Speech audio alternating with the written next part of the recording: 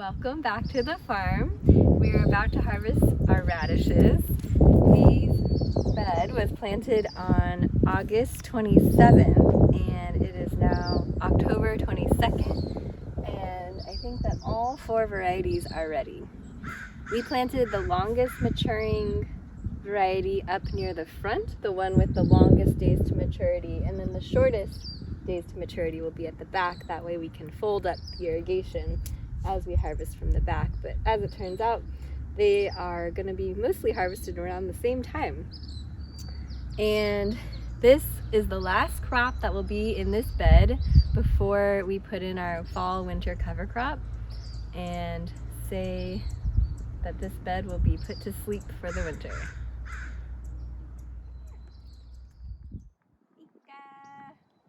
You need to be in the radish video. When we sowed these radishes, we direct sowed the seeds into the soil, into 3 rows, and we ended up thinning after they had grown for a couple weeks to get the proper density. So right now, the gaps that you see in the bed are of course due to our lovely friends, the gophers. So this is the Shunkyo radish. It is this pink-skinned and white-fleshed radish from northern China. It is supposed to be long and skinny, and it starts to poke up out of the soil. This is the shortest days to maturity radish that we grew, around 30 to 40 days, and this is what it looks like. However, something interesting has been happening in our soil, and I'm not quite sure what it's due to. As you'll see, a number of these radish varieties have started making little sort of squat bottoms, much more squat than what they look like usually. So I'm not quite sure what that squat bottom is due to. You can see it a lot more pronounced in some of the Shishiro radishes that we'll look at in a minute. But these are one that I'm trying to find out more information about, and I know that traditionally it was eaten in a variety of ways, both in soups, pickled, and eaten fresh. It's one that is supposed to be more spicy in the summertime and sweeter in the wintertime. So the next type of radish is the Shishiro. This is a Korean radish. This one specifically is a hybrid, and it is about 40 days to maturity. And in these ones, you can really clearly see the sort of pronounced bulging at the bottom.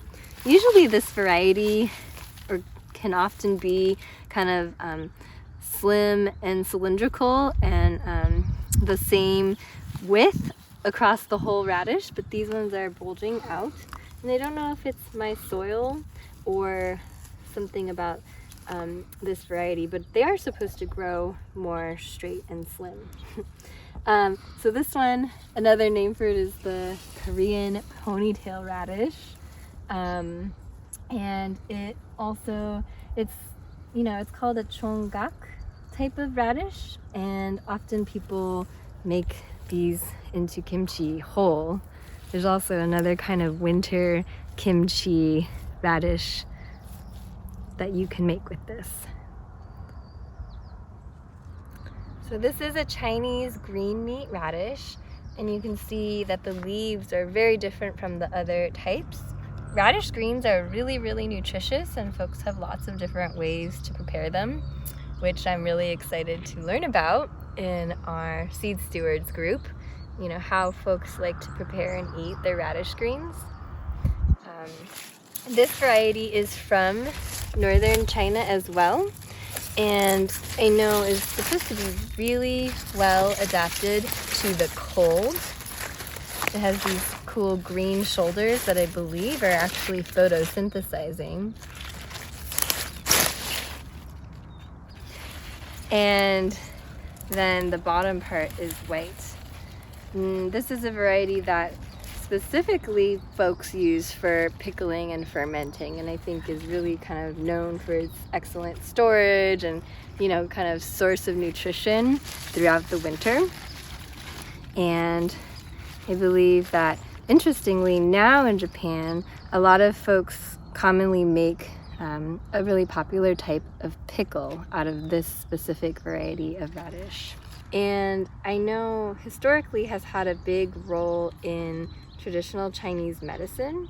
Radishes have played a really important component and have believed and do have a lot of medicinal properties. This variety also is called Xing Luobo. This is our last variety of radish in this bed. It's the longest days to maturity, about 60, and it's called Bora King. It's a Korean radish, a purple daikon type, and you can see it's got these really beautiful purple veination, and then purple skin. And so far as I know, this is a variety that is often made into kimchi. Stay tuned for part 2 of our radish installment. I also am growing 2 other types of radish, a Korean daikon and then a Chinese watermelon radish type that will be harvested in a week or 2 from a later succession.